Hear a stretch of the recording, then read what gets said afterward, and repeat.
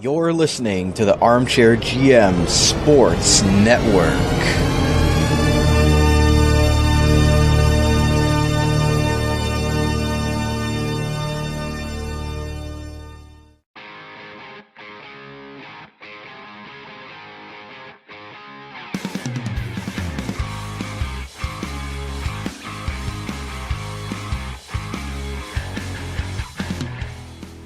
This is Rod Mahood, your in-game voice of the Niagara IceDogs, and you're listening to the Dog Pound Podcast on the Armchair GM Sports Network, your podcast source for all game analysis, team interviews, and up-to-date news regarding the Niagara IceDogs. Welcome into another episode of the Dog Pound Podcast right here on the Armchair GM Sports Network, the official podcast of your Niagara IceDogs. This is your November 23rd, 2022 edition. Make sure you guys are, if you're watching the video version of the podcast this week, make sure you're hitting that like, smashing subscribe, and smashing that bell icon for all updates on video versions that get released on our YouTube channel, and hopefully you guys are liking us on whatever audio platform you're listening to us right now on demand. Go and give us some love over there. As well, make sure you're following us at Dog Pound Podcast on Twitter and on Facebook and Instagram by searching the Armchair GM Sports Network. As always, I'm your host of the Dog Pound Podcast. My name is Brandon Caputo. You can follow me on Twitter at Caputs13_AGM, and I'm very pleased to be joined today by a very special fill-in co-host making his return to the Dog Pound Podcast. You may have heard his segments on our last few weeks with This Week in IceDogs History. I'm joined today by the radio voice of the Niagara IceDogs, Mr. Ted Lehman. Ted, thanks a lot for coming back on the podcast this week, filling in for Kyle, who's on the shelf for a week. And you can find me on Truth Social. No, just kidding. Ted, I know there's some great stuff going on with the IceDogs radio broadcast, so quickly before we get into the show today, plug what you guys got going on there at Country 89 and Giant FM. Well, the simple thing is that the games have been broadcast. And again, kudos to Michael Haber, who's the general manager of Giant FM and Country 89, and now to John Pohl and everybody at NBC. They are the new owners of those two companies. John Pohl, the most massive hockey fan you've ever met. He coaches a U15 team out of the Ottawa Valley area. So he lives it, and they have made it possible for the games to be back on, as I like to call it, terrestrial radio, because it'll be on Country 89, so you can still follow anywhere. My 7-year-old car still picks up my telephone, which means I can listen to any kinds of broadcasts from anywhere through my phone. But now you can do it just hitting Country 89, 89.1 FM. We're sharing a great audience in the area, and it's just going to be a lot of fun. That's fantastic. We'll talk about the upcoming games at the end of the episode today. But with Ted coming on the show, it actually worked out well because we've got This Week in IceDogs History, as always, and we've also got another episode of What is on DeDobbelaer's Radar, but it's not going to be hosted by myself. It's going to be hosted by my co-host, Ted Lehman, this evening. So looking forward to having him discuss with Darren DeDobbelaer kind of what went into the firing of head coach Daniel Fitzgerald, and the owner and general manager gives some very honest opinions, Ted. That's the amazing part. You and I have had many a long drive and many a discussion about the broadcast industry and young people trying to break into it, and I've got a smirk on my face because so many times I deal with young people and they have these grandiose dreams. They're going to get the gotcha answer from a player or a coach, or it just doesn't happen. Many of them are too schooled, and they're going to give you the yearbook answer. But secondly, in a lot of cases, people are afraid of telling the media the truth. Enter Darren DeDobbelaer. If you want a breath of fresh air, this man has come straight out and said, ask me a question anywhere, anytime. He answers them bluntly, and he answers them honestly, and you kind of stand back and go, okay, when you get honesty, there's absolutely nothing you can do with it. You can't kick the honest man. You can only hope that he succeeds. No, he even speaking with him personally, he's answered every question, even if a question comes up that he says he can't answer. He says, I can't answer it at this time, but I won't be afraid to dodge the question when the time comes when they are able to talk about that, a.k.a. the Memorial Cup. But on today's show, we'll also get into our wrap-up on the week with new head coach Jeff Angelidis. First conversation with him on the show as well. But, Ted, I think we might as well start off before we get into the games last week. Why don't we get into This Week in IceDogs History? Well, it was a busy day that gave us a busy week of IceDogs history. Welcome to another edition of This Week in IceDogs History. I'm Ted Lehman. Well, actually, this day in IceDogs history, November 24th, a very big day in the annals of IceDogs lore. And it started in 2008 at the good old Jack as the Canada-Russia, then ADT series, came to St. Catharines, the best of the OHL, against the traveling Russian squad in a 6-game series that got underway in the QMJHL at 2 sites before the OHL won 6-3 in Guelph. On this night, a packed Gatorade Garden City Arena complex saw some future greats John Tavares, PK Subban each get a goal. Taylor Hall chipped in with 2 assists, but the winner, this is the big one, in a 3-2 victory, came off the stick of future IceDogs captain, IceDogs sniper Andrew Agozzino, the first ever number 1 IceDogs draft pick. He did it right here in St. Catharines, November 24th, 2008, this week in IceDogs history. 4 years to the day later, one of the most iconic, incredible games ever in IceDogs history. A Saturday night, Sudbury at the Jack, when Anthony DeFrucia scored the only first period goal very late in the opening 20. It looked good, right? Wrong. 4 unanswered in the second period, coming in less than 7 minutes. And at the 11:16 mark of period 2, Wolves 4, IceDogs 1. A little more than 4 minutes into the third, 5-1 Sudbury. And when the IceDogs suffered, and I mean suffered, through a 5-on-3 advantage, don't even remember if they got any dangerous shots a couple of minutes later, and scoring nothing, you could forgive some in attendance for heading to the exits. It was a Saturday night after all, but boy, did they miss a show. 5.5 minutes left, trailing 5-1. The Wolves had one too many skaters on the ice.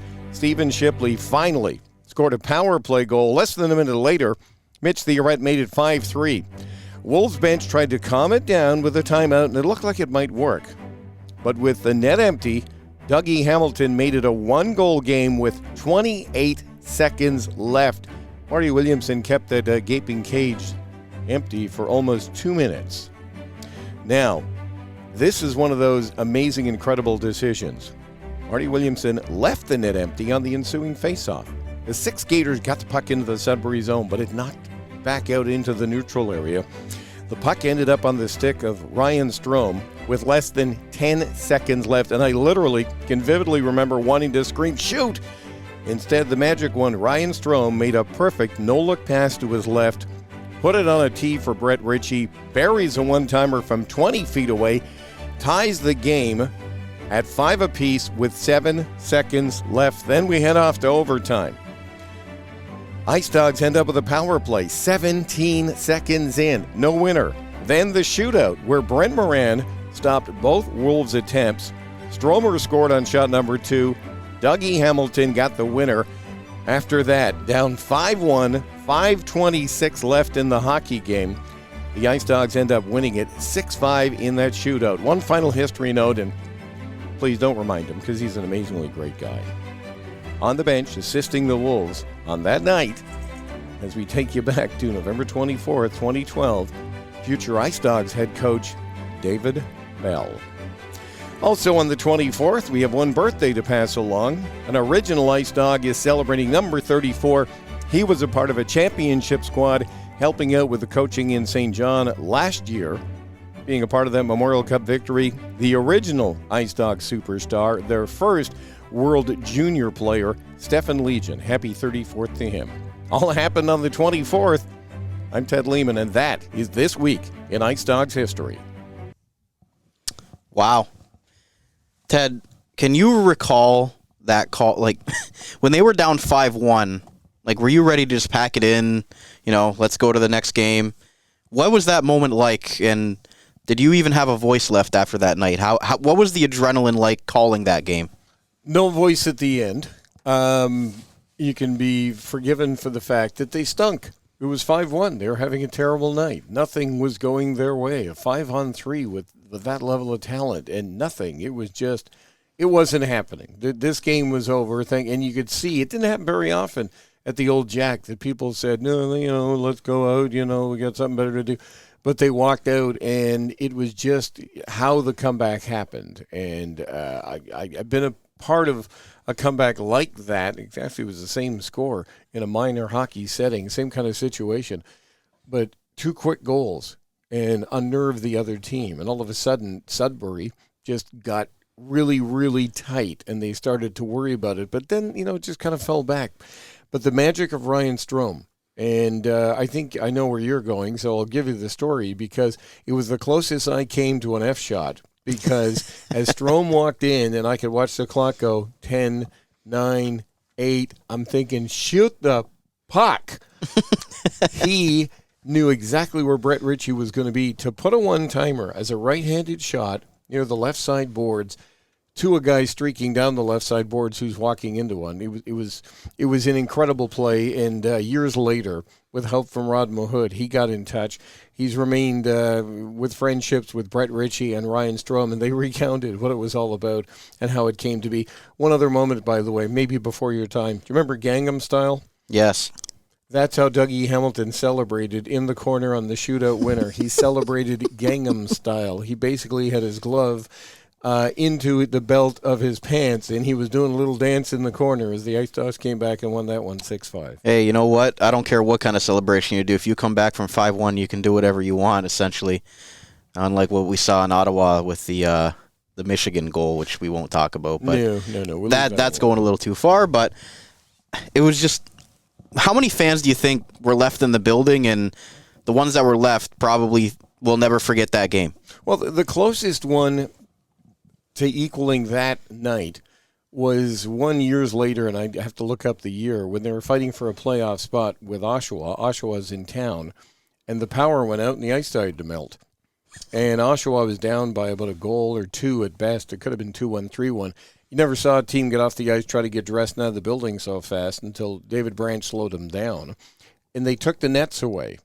The majority of the fans left. Suddenly, the Gatorade Garden City Arena complex became the Hershey Center because there was nobody there. It was attendants and almost family and friends that were left in the building. Like it was a shadow of itself. And weeks later, I said to the attendants, I said, "Why'd you guys take the nets away?" As soon as you did that, everybody just took off, thought the game was over. And when the attendant said to me, because they didn't have power, if you leave the nets in, you end up with that dove-shaped crest being born right into the ice. It would have left an indelible mark in the ice, would have ruined both ends of the ice, so they had to take the nets away. And all it took was somebody coming to flip a switch, put the power back on. Game was finished. And with that game, we're really digressing here with that game, one of the great quotes of all time, working with Chuck LaFleur, of course, who does a great job in the morning on Country 89 and Giant FM. We were on cell phones because we had no power, and our producer kept us on the air through the radio station we were working with. And I ran down with my cell phone, and I could see Denise Burke at the time. She was the team governor and co-owner. She was just getting off the phone, so trying to sound like I'm on 60 Minutes, I went, "Chuck, I can see owner Denise Burke is getting off the phone, and we're going to see what you did. Denise, what do you know?" She said, "Ted, I owe absolutely nothing." And that, and it was a fun night for a guy like me because I walked across the ice while the game was still officially going on, and I was talking to people on the ice, having chats with referees, trying to find out if Oshawa found a rear door and got out in a hurry. And the Jack was full of those kinds of stories, but that is, for me, for IceDogs, that Sudbury Wolves game, I call it the comeback. It was the best comeback ever. Second best, of course, was the Mississauga comeback, fighting for another playoff spot years later. I'm sure we can go into that for a whole episode, Ted. And it'll come back. We do want to talk about that game with the ice melting. That was pretty interesting.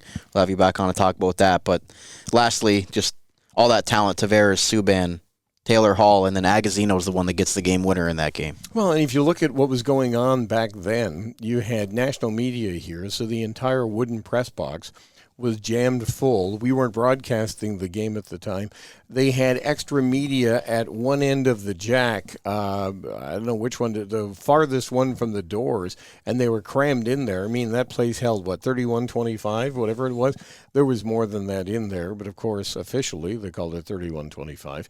And the electricity in that building, and the interesting thing, you talk about voice with the jack, you had to have a different goal call than the jack, because between that pneumatic horn they used to blow off there and how quick, because the fans here are so intelligent and they get it. I've gone to other places where the puck goes in the net, and it's almost got a Maple Leafs kind of, oh, did we score? At the jack, they got it. I mean, and you almost had to have a goal call. Score! You had to get it out there because nobody was going to hear you otherwise. Yeah, they were definitely following the play, and it's the passion of the Niagara fan base has always been there. But it wasn't a school day game. Yeah, we heard that this was last week. If you're listening to the Hamilton game, that was high pitch for say the least. But great job for this week in IceDogs history with Ted Lehman, who's sitting with me today. Ted, I figure we might as well jump into the last week for the Niagara IceDogs, the 2 games at home against Saginaw and then in Guelph. Thoughts on the 2 games? We'll talk about it with Jeff Angelidis later, but 2 very winnable games. You think about the Saginaw game, they have a full 2-minute 5-on-3 with a chance they don't get anything on that, and then the night after in Guelph, you have a lead going to the 3rd period, and it all unravels. Start with the Saginaw game. This is a team that the IceDogs beat 7-2 in the 2nd game of the season for the IceDogs. 3rd game of the season for the IceDogs, forgive me. 2nd game of the year for Saginaw. They were exhausted because they beat Guelph the night before 10-6. So different kind of situation, and kudos to Chris Lazary, because early in the season, you're still in preseason. You're trying to put systems in place. The point I wanted to make, IceDogs on this past weekend were in preseason. They were dealing in new systems. They were dealing in new direction. They were dealing in new line combinations. They were dealing in new defense pairings. They were doing that, of course, because the absence of Rodwin Denicio and not having seen Andrew Wysick for most of this season. So they were dealing with that. And then you talk about, in general, he's talking about Guelph. Started the broadcast on Friday simply saying, boy, if you're a disappointed IceDogs fan, I know one city that's more disappointed than you are, and that's Guelph, because they were the number 4 ranked team in the CHL in the preseason. Number 4. And even their play-by-play voice, who's been there forever, Larry Malott, he confided me, they probably overrated this team. They overrated their depth. They overrated how good they were going to be and what they were going to be able to do. And the end result was, but that's a very good team. And one of the things that struck me in both of those games, Jeff Angelidis learning his team, and he went with different line combinations. And when I asked him about it, he said, I want depth. I want to go with depth. But if you remember both of those games, IceDogs got beat basically by 2-line teams. You saw 2 lines for Guelph. You saw 2 lines for Saginaw. Is Jeff Angelidis going to have to do that going down the line? Maybe. Maybe that's what he's going to have to do. I'm not saying all 4 lines played the same, but you may have to see more and more Zito, Themis, Castle, those players going on a regular basis. Speaking of top 6 players in that Saginaw game, Ted, if you look at the box score, you don't see Michael Misa or Pavel Minchikov anywhere on that box score. So the IceDogs did a good job of really isolating those 2 players. Different team without Josh Bloom, their captain, who was dealt to the North Bay Battalion, who we'll see coming up this week for the IceDogs, who was traded from Saginaw. So a little bit different lineup without their captain in there anymore, but still, you have Michael Misa, the granted exceptional status is what I'm looking for, and then Pavel Minchikov is obviously a first-round talent for the Anaheim Ducks. So when you're not going well, those are the things that happen. We saw Pavel Minchikov. We were there in Saginaw, and we went, what position does he play? He was able to navigate anywhere he wanted on the ice. He'd be impossible to cover, you thought, on a regular basis. IceDogs held him off the score sheet. Michael Misa, they bodied him off the score sheet in the first game. He may be coming back from under 17. They babied his ice time a little bit, and it could be in his absence they've come up with different line combinations. So they did those 2. They checked those 2 boxes, still don't win. You look back to a week before, a 40% Ottawa power play. And when we get to Darren DeDobbelaer, you're going to hear what he has to say about that. But a 40% Ottawa power play goes 1 for 6, and you still lose 7-2. So it's kind of like the little Dutch boy. You're putting your finger in the hole in the dike here, and it springs a leak somewhere else. It's what happens when your team's in this kind of situation and not winning, is you can accomplish different things. And look at Guelph. After they won that game, They won the next night as well. They knocked off the Kitchener Rangers coming in, who have been an enigma, by the way, in this 22-23 season. And do you think it's for Guelph, losing their head coach, Scott Walker, before the season started, do you think that might have played a factor into why they're so low in the standings right now, losing your leader and, dealing with his medical issues at the moment? Would have to have an effect on a team, and it would have to have an effect on a team mentally, because as much as we talk about this being a league of drafting, it's also a league of recruiting. And if you're going to Guelph, I'm going to go play for Scott Walker. Scott Walker has won a Memorial Cup before, or been in a Memorial Cup, and, he's been with World Junior teams. This is great, and I get there, I don't have Scott Walker anymore. And it's got to change the roles of everybody on the bench, and it's got to do a number on the whole team. A good team, they care about each other, and that had to kind of slow them down. And for Guelph, they lost an overage defenseman, didn't get early goaltending. It'd still be maybe their Achilles heel. But so when you go into, I'm not criticizing your line, winnable game. They're all winnable games in this league. The question is it truly a game you're supposed to win, or is it just a game that you should win or could win? Coming into that weekend, you saw both those teams that unloaded their best player. Josh Bloom is now gone. Sasha Pashajov is now gone from Guelph. You thought that maybe the IceDogs would be able to take advantage of that. But in saying that, with Guelph, Maxim Mesnikov comes in, back from Sarnia, and he ends up with a 4-point night. Matt Poitras has a 4-point night, prospect of the Boston Bruins. Player of the week. So it just seemed like they brought a new guy. They took somebody out, brought a new guy in. He made an impact right away, and that was what it was for the IceDogs. Got the Barrie Colts coming in this weekend. Over 500. More goals against than goals for, which is not unique this year in the Ontario Hockey League. So it's kind of a strange situation like that. I wonder if there are teams out there looking at Dave Cameron and James Boyd's model for the Ottawa 67s. They got younger this year and got better. Yep. So in some cases, is that what you're looking at? Because sometimes, you can get a situation where an NHL drafted player ends up having more success at the next level than he here, because he's not playing at the OHL level with people of his similar skill. And sometimes they can get bored. This is a nice stopgap until I get to the big money operation. You never know how it's going to react to a team with what's going on. I know nothing about Josh Bloom or Brendan Othman or any of the players. Sasa Pashtajov. I don't know anything about those players, so I'm not making that kind of distinction. But I've seen it before in IceDogs history, where there are some players who are more content about thinking what's happening next year than worried about what's happening this year. Right. Speaking of IceDogs players, Ted, back in the lineup, Anthony Agustinelli this week scores in his return to the lineup and then gets an assist in Guelph, blocking shots, being a great penalty killer. Seems like Anthony Agustinelli is a player that, can do it all for the IceDogs, and maybe coming into this season with somebody that maybe you thought would be on the outside looking in as far as a roster spot, but he's proven that when he's in the lineup, he can do so many different things as a Swiss Army knife for this team. Didn't know what he was. Watched him all last year. Didn't know what he was. Was he a shot blocker? Was he a setup man? Was he a trigger man? Was he a blue paint kind of guy?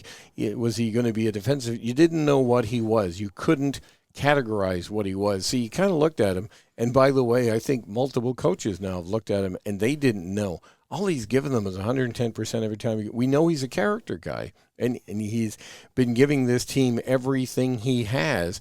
I don't know if his full role has been exploited yet, because, again, I don't know if the team knows exactly what his full role is going to be.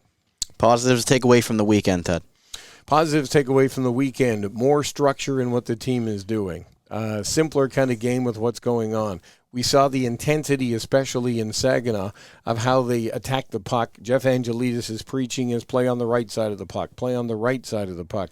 Even the game winner against Saginaw, right away, Jeff wanted to talk about the fact that were we on the right side of the puck? And that goal, to me, was kind of bounced in the perfect situation to the perfect player in the perfect position. You can do everything right, still get scored on. Those were the advantages I saw, especially on Thursday. Jeff Angelidis had discernible characteristics he wanted from his team, and hits and face-offs and different measurables, and he was checking boxes as he was going ahead and doing them. They had more of a challenge, road face-offs on Friday night, and I think they had to chase the puck a little more as they went along. And you don't want to use this one, but you were a team that played 24 hours earlier, a very emotional game 24 hours earlier, and a one-goal game, facing a team that was starting their weekend on Friday. The OHL schedule sometimes has a lot to do with how a team is going to perform and how the result will come out.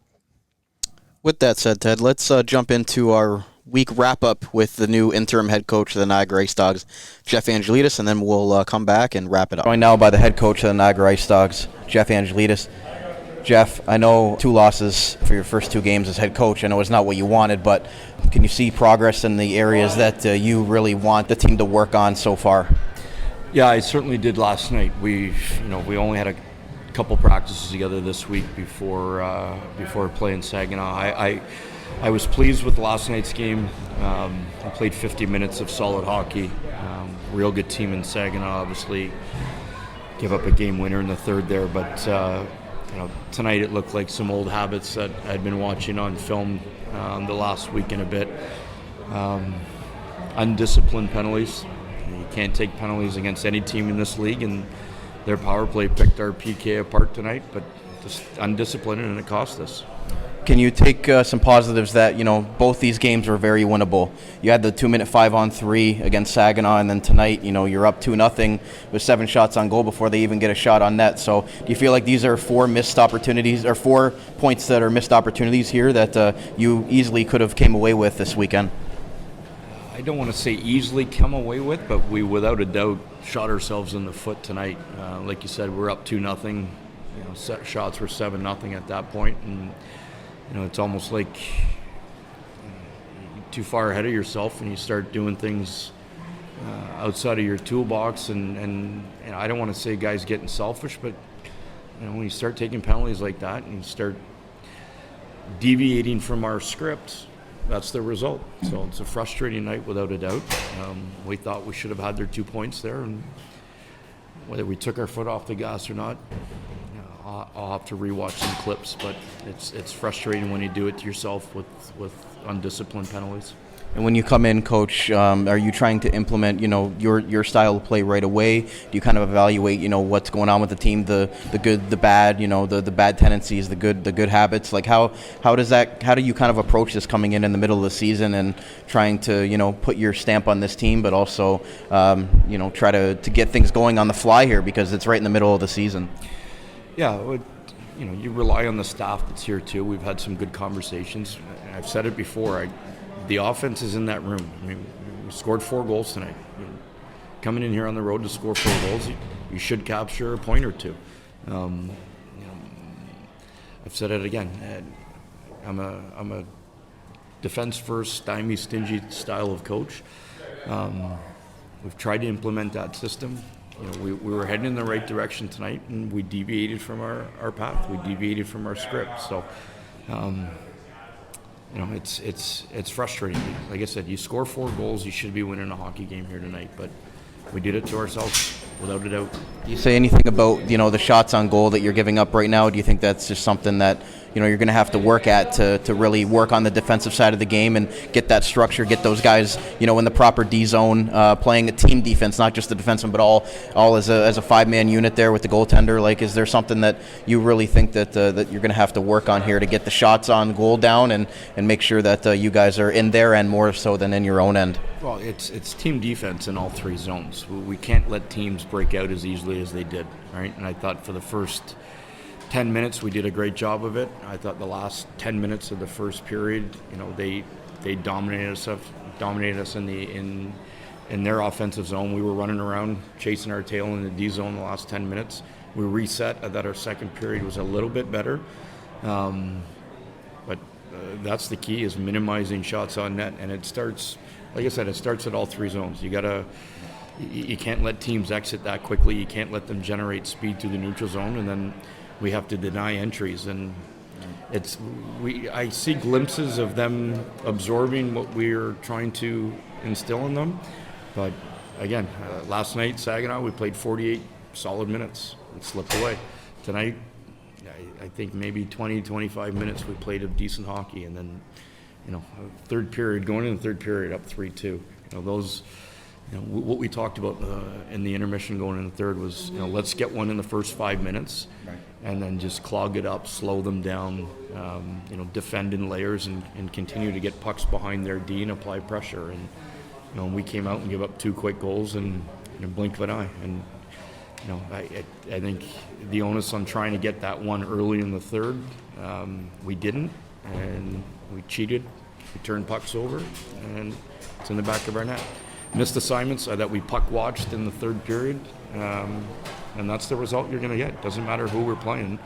Yeah. When you puck watch like that, you turn pucks over, you don't manage the puck properly, it's going to bite you, and it obviously got us tonight. So, frustrating evening. Staff will break down some footage. We'll have meetings with guys, show them their mistakes, continue to harp on a defensive posture, and we'll go from there. And last question, Gustinelli gets back in the lineup this week, gets a goal last night and gets an assist tonight. Can you talk about him being able to come back in the lineup after, he's missed about 12 or so games and being able to make that impact? He's been here a long time. He's a veteran player, but being able to contribute in his first weekend back. Yeah, I'll be honest. I had some questions about Gus earlier in the day, and I don't know the young man. I'm just meeting him, and I don't really know much about him, but I was very impressed with him last night, and I thought he was an energy guy here tonight. I maybe should have had him on the ice a little bit more in that third period. I'm going to look back and watch that third, but he's caught me off guard, to be honest with you. I've been very impressed with him, and he's gonna force his way up the lineup here. He was a bright spot yesterday, and I thought he was solid today. The head coach of the Niagara IceDogs, Jeff Angelidis, thanks so much for doing this, and we'll talk next week. Thanks for having me. Ted, very well spoken from the new head coach, Jeff Angelidis. I know you've spoken to him as well for your pregame shows on Country and Giant FM. Takeaways from what he said. More than that. I got a chance to do a Jeff Angelidis interview last Thursday night. And what strikes a guy like me right away when you find out he had a collegiate career in the U.S. underway and his own mother got seriously ill, he gave it up and came back to be with her. It speaks to character. You just had him tell you about things he thinks he could have done better. Again, we talked about Darren DeDobbelaer at the beginning of this. We're blessed with one thing here. We're dealing with a couple of individuals that aren't sugarcoating it. They're not painting a picture of, breaks are cost. No, they're telling you straight out that this is what's going on. It's not perfect, but we're going to try to make it perfect. The hockey cliches, like we might get in other markets, or you got to respect that at least and know that you're getting it straight from these guys. Very good thoughts from Jeff Angelidis, Ted. Before we get to break, though, shot themselves in the foot. They're up 2-0. Shots were 7-0 for the IceDogs. You're thinking, wow, this is going to be great. And, he says that they've got the offense in that room, but he wants to play a defensive style first. He knows the offense will come, but he says that the old habits kind of seep back in, and that's going to take some time. Well, that's not a disconnect with his general manager, because when Jared Keane came over and Matt Pappas left, I asked the question of Darren DeDobbelaer, are you a defense-first guy? Is it offense sells tickets, defense wins championships? He had a great line. He simply said, Ted, if you can't get the offense the puck, you're not going to have offense. So it's got to come from the back end in that five-man unit. But you've heard him say it. Dale Howardchuk was incredibly successful as a coach with what we call cheating. As soon as the D touched the puck, guys were busting out of the zone trying to get transition going. Marty Williamson, I smile about it. I asked him if he was going to continue that when he took over for Dale Howardchuk, and he said, well, no, probably not. Then the first game, you had guys flying out of their zone getting pucks. So that's his style of play. Jeff Angelidis right now looks at this team and says he can't subscribe to that. Maybe one day they will, but right now the basics are take care of your own end, then turn the puck the other way. And praise for Anthony Gustinelli, as we mentioned earlier, just being able to have him contribute and not really knowing what kind of role he was going to play, but said he could have played him more. We're going to have to wait and see what happens. I don't think he's done with line combinations. I really don't, because, and I don't think they're done moving some people potentially, because I think if you're not going to play, I think we're now at the point where You're going to play a certain system, and if you don't play a certain system, you're not going to play. No, and it's we haven't seen a full lineup yet. No. That's the other thing. No, haven't seen it yet. And hopefully starting December 2nd, Santa's early gift is going to be a consistent lineup. I mean, it was exciting to have 4 lines to play in the 2 games this past weekend. Sure was. But let's take a quick break on the show today, and we're going to come back, and we're going to get Ted's conversation on the next installment of What's on DeDobbelaer's Radar and preview the upcoming games for the IceDogs this weekend. Stay right here. We'll be right back on the Dog Pound Podcast, the official podcast of your Niagara IceDogs. Experience a new way to play daily fantasy sports and esports on Thrive Fantasy. Thrive's game concept revolves around player props, which are simple over-unders on player stats. There are contests for traditional sports including the NFL, NBA, MLB, PGA, and cricket, as well as esports titles including CSGO, Dota 2, League of Legends, and more coming soon. Here's how to play. Choose your lineup of over-unders for top-tier athletes that have the biggest impact on the game. Each prop has a fantasy point total based on how likely it is to hit. The more points a selection is worth, the riskier it is. Rack up the most points and win a share of the prize pool. Thrive is awarded over $2 million in cash, so come and prop up today.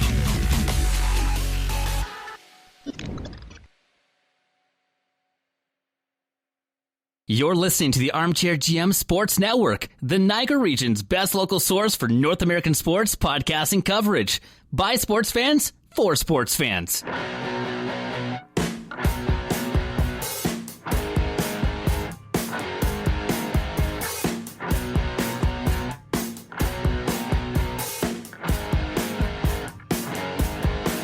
Welcome back, ladies and gentlemen, to segment 2 of today's Dog Pound Podcast. Right here on the Armchair GM Sports Network, Brandon Caputo, alongside the voice of the Niagara IceDogs on Country 89 and Giant FM, Ted Lehman. Guys, if you're enjoying the audio podcast, make sure you're subscribing and hitting like on whatever platform you're listening to us right now. Give us some love on demand and on YouTube on the video version of the podcast. Hit that subscribe button and to stay up to date with all of our content, hit that bell icon. Ted talked in the first segment about what was going on with the IceDogs last week, and we kind of talked about it a little bit, teased it. Darren DeDobbelaer makes the change from Daniel Fitzgerald to Jeff Angelidis in an interim role right now, but there are still some questions that I'm sure we'll get into soon here. Well, let's do a little history, quick history on this one.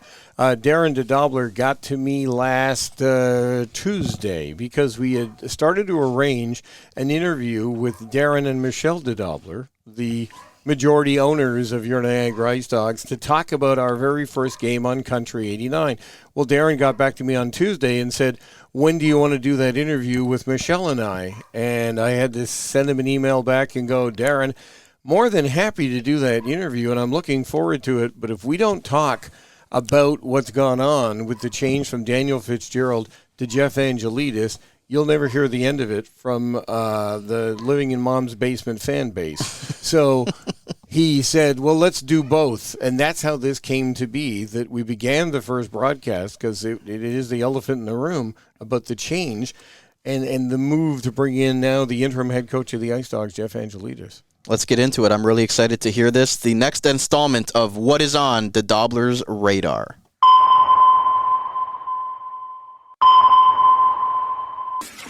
What is on DeDobbelaer's Radar?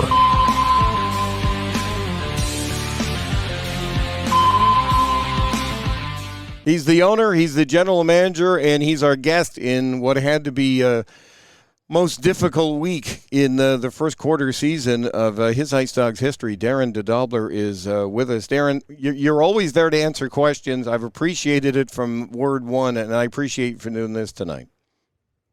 Thanks, Ted. First of all, I appreciate you having me here. It was very difficult. It was a very difficult decision, and you know, I know Daniel will be coaching in the OHL one day. He's a great coach. I probably thrust him into the position a little too early. In hindsight, it's easy to live your life backwards. He probably should have been an assistant to begin with, but he's a great coach. We just weren't having, the results that we thought we should have with the roster we have, and we had to make a very difficult decision. And I think it's what's right for the team, and it's right for the community. And it was very difficult because he is the most highest character, class act person I've ever met. He is the guy that you want to marry your sister or your daughter. And no, it was real hard, but when you put yourself in a position of authority like I have, you have to make hard decisions. So Jeff Angelidis comes in and interim head coach. Is he now in a position where he's working to become the permanent coach? Is he keeping the seat warm and moving the team forward in a direction that you're all on the same page with? How do you describe what Jeff Angelidis' role is right now with this team? So Jeff is the interim head coach right now. So obviously he wants to be named the head coach, but I'm not going to jump into this too quickly. And I told him that. I said, you were hired as an assistant coach, and you're going to take over the interim head coach right now, and we're going to make a decision. We've received probably, Ted, 25 text, emails, resumes since the announcement came out. We're going to take our time to make sure we have the right person, and that right person might be Jeff. Darren DeDobbelaer is with us. Darren, I got to tell you that because we were doing some testing, I think I was watching his first practice. What struck me right away is he is directly making the players accountable. He is, what I saw in practice, in 10 minutes' time, things aren't going the way we want them to because of this. Is that one of the skill sets that you prize as he comes into this job? That was the biggest thing. And Dan is, again, I can't emphasize enough what type of a human being he is. And that was his downfall. His downfall was he was too nice. If we took a bad penalty, he didn't discipline because it's not in his DNA. He just expects people to act the way he acts. So, he was too nice to a fault. He was loyal to a fault. He was too nice. So, unfortunately, and I don't want a coach that kicks over garbage cans and breaks sticks. That's the 1970s coach. I don't want that. But there has to be a fear, respect type of atmosphere. They are young kids, right? They're 18, 19, 20-year-olds. They're young kids. So there has to be some sort of consequences for your actions. And Jeff brings that. And I've witnessed Jeff bringing that with my other teams. So Daniel's an outstanding hockey guy, but that's where he needs to work on. He needs to be a little more, in the discipline department. And Darren, that being said, your leadership group, your players, have you passed the message along, or is it being passed along that they need to be accountable for how the season's begun? Wes and I spent an hour and a half yesterday with the players in a locked room. And basically, Ted, I said to them, we went to Ottawa. They have a 40% power play, which is unheard of in hockey, 40% on the power play, and we took 5 offensive zone penalties. Is that Daniel's fault? So we let them have it too. They took accountability, and a couple of them even said it isn't Dan's fault. They said, we understood you had to send a message. And I said, I wasn't sending a message. I don't send messages. I don't go on Twitter. I don't go on Facebook. I do not send messages. I did it because I think we need a stronger coach, and that's what's right for Niagara and the organization. Darren, it's ironic, it's 17 games, 1/4 of the season. Going forward, is it going to be looking at each quarter and how well you're doing at that time? That's a great idea, Ted. I haven't broken it down like that. I looked at it as there's 51 games left. Right. There's 102 points left on the table.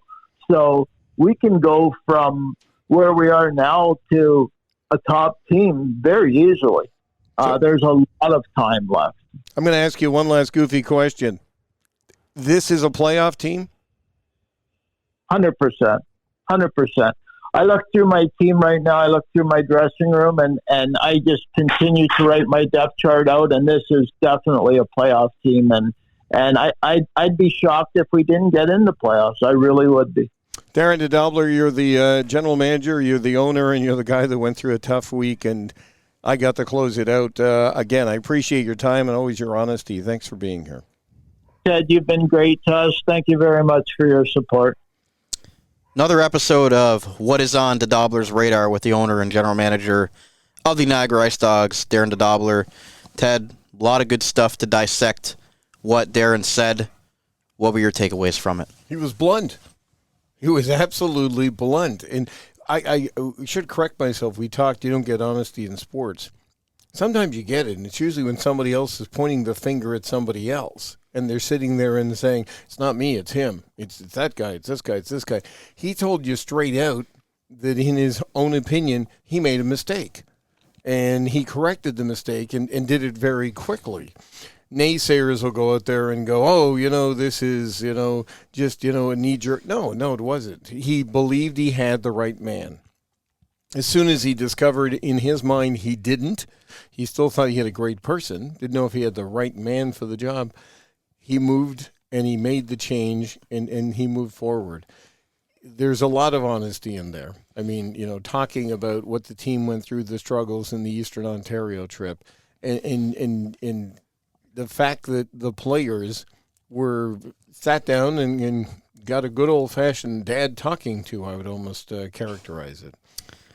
And first-time GM, first-time head coach at this level, you couldn't go into this thinking there weren't going to be mistakes and trials and tribulations with this season.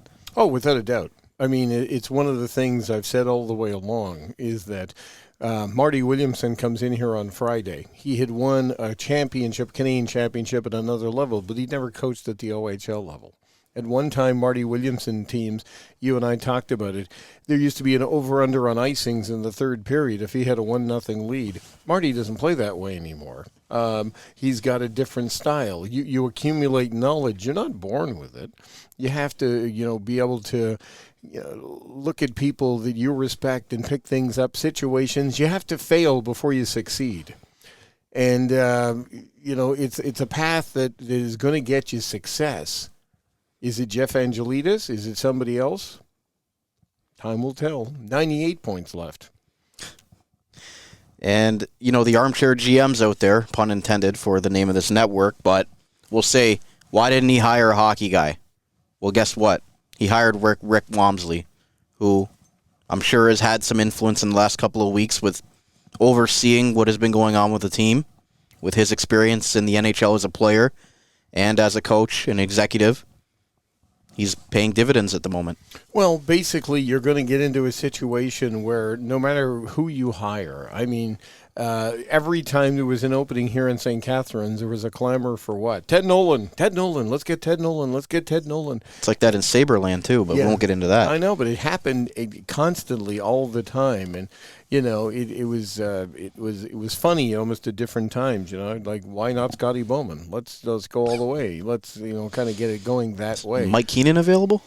And it's such an interesting situation because you've got different styles. I had a really great in-depth interview this time last year. Ottawa was in, talked to James Boyd. Half of it was about the Ottawa 67s, half was about Team Canada. He sensed where I was going. I'm not a giant fan of Dave Cameron, and you only have an hour, so I can't get into it.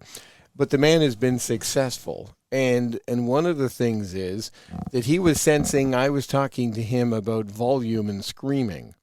James Boyd made a really great point. He said, unless you're a psychopath, if you're getting in a player's face and you're yelling at him about something he's doing wrong, there's only one reason, because you believe he can do it right.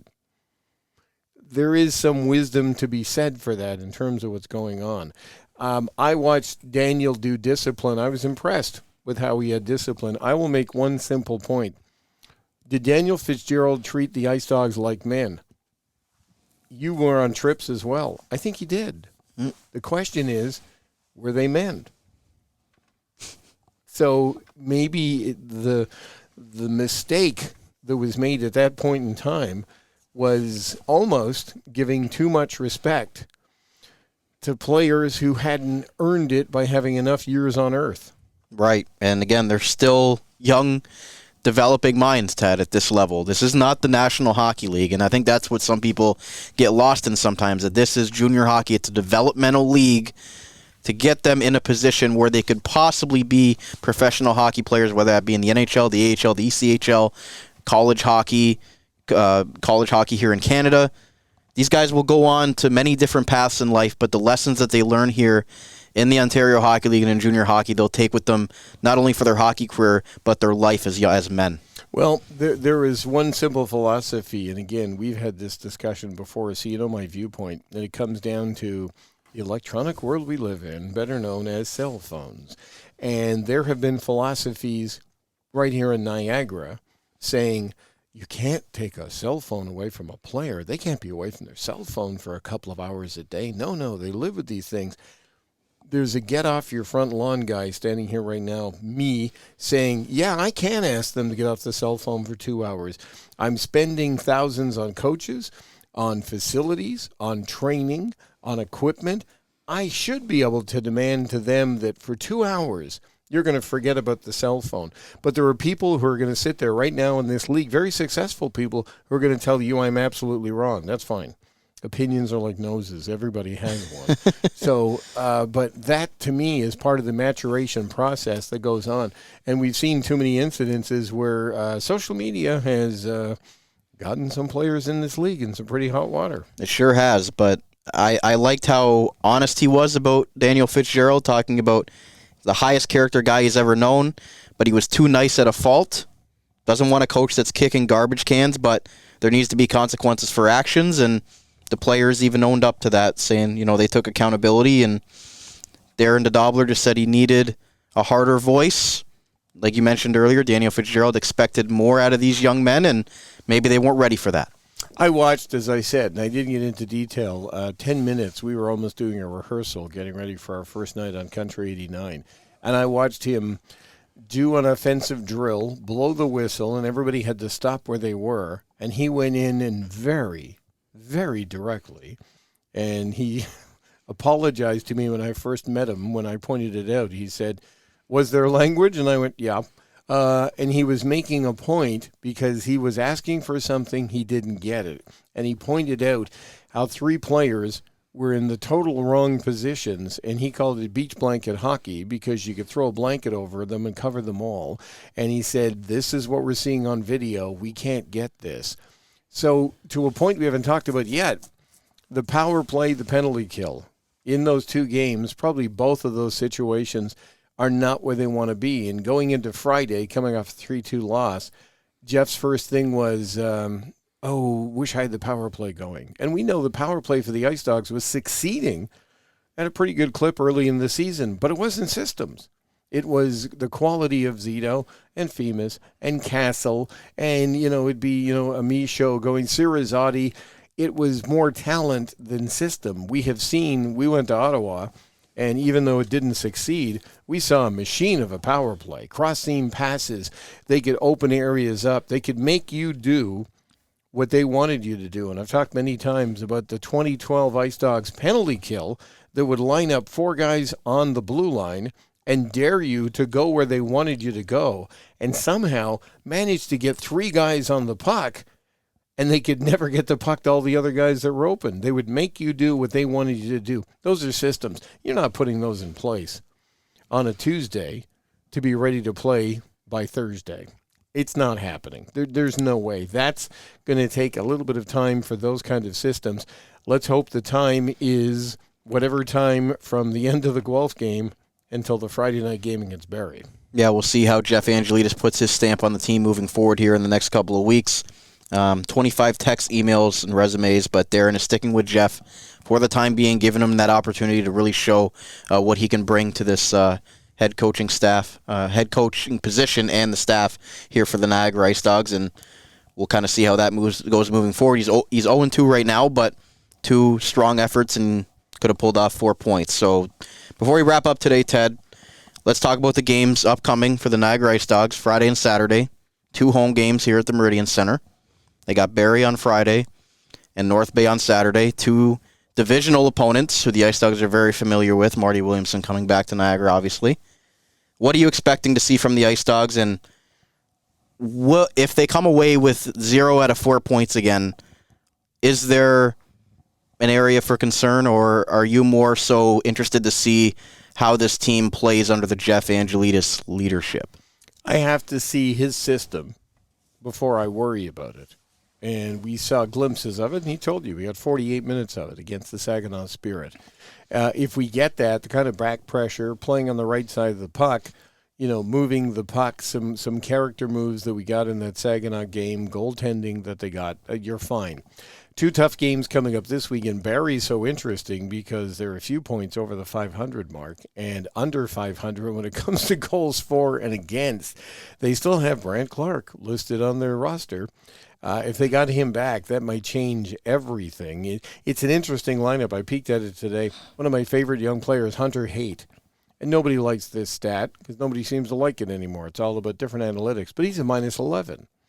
And that kind of shocked me when I looked at it because I saw him last year and I didn't think he was a player that was going to be on the ice for 11 more goals against than his team scored at even strength. It just didn't seem like it was going to be that kind of team.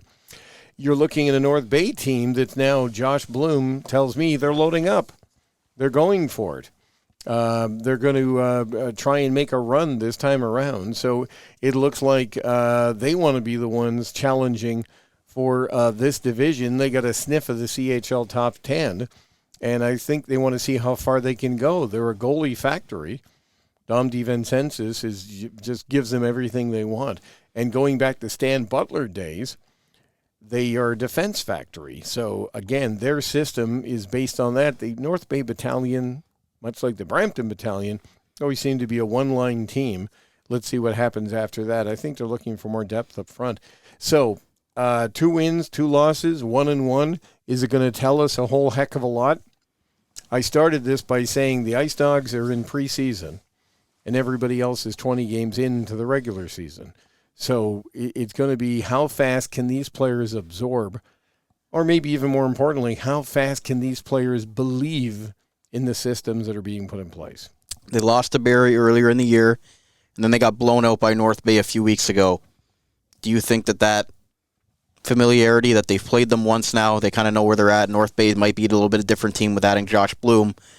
Do you think that the IceDogs might, know how to play these teams now, that they've seen them once on the road, now they're back home? Do you see any sort of advantage or anything that they can really sink their teeth into to say that they really have a chance to win these 2 games? One of the interesting things from my vantage point, and I say quite often, especially with the Living in Mom's Basement crowd, is that I'm not in the room. They're not in the room either.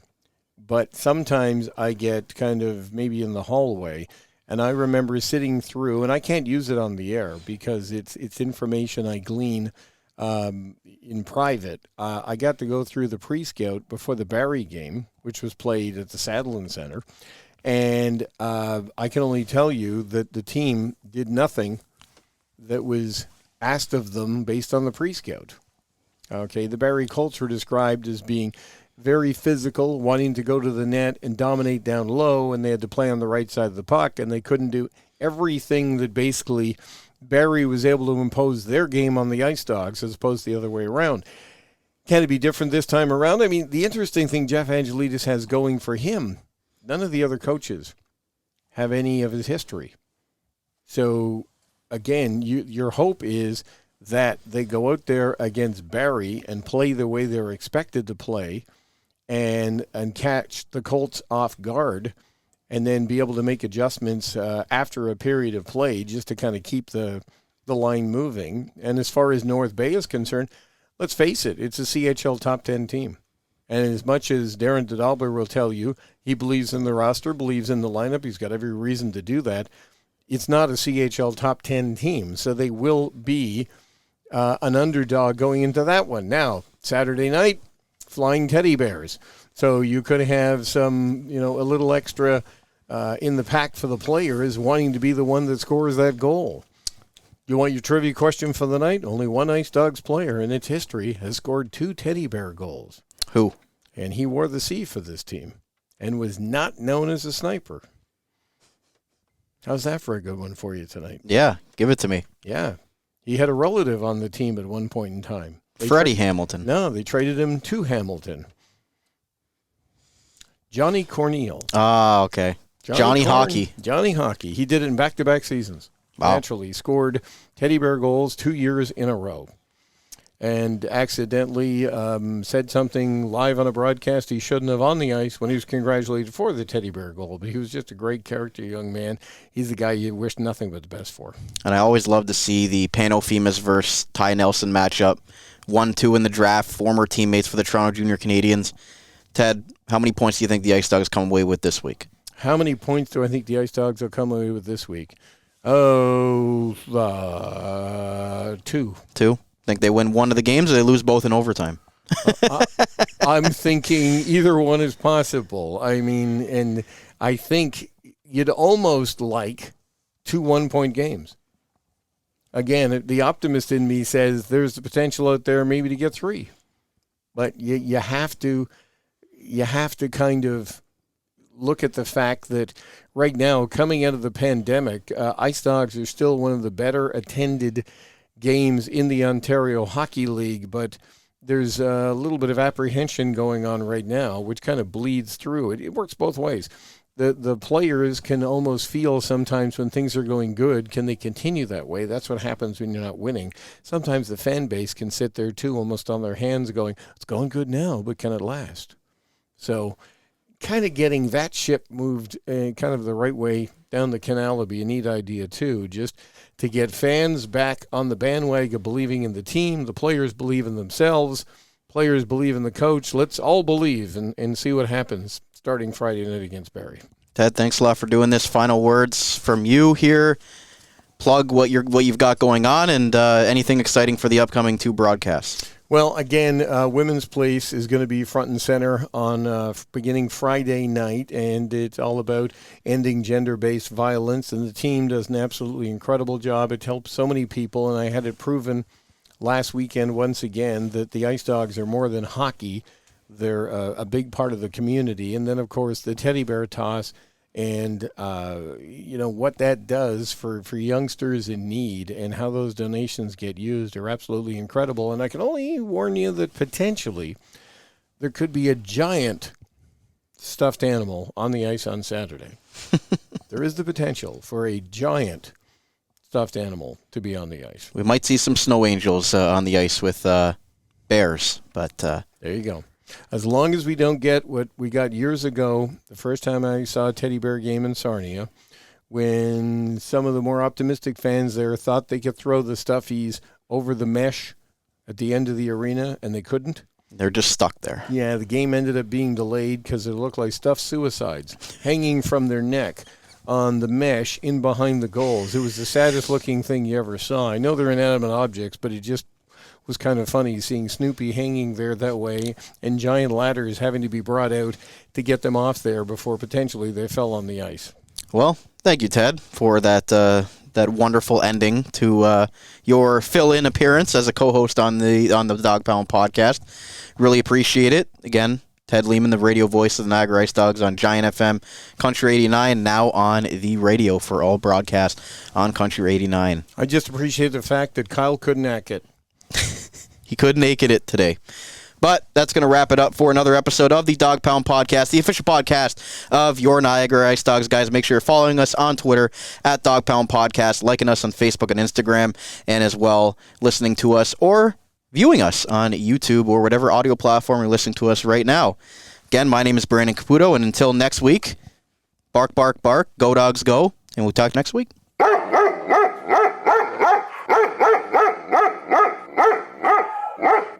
You're listening to the Armchair GM Sports Network.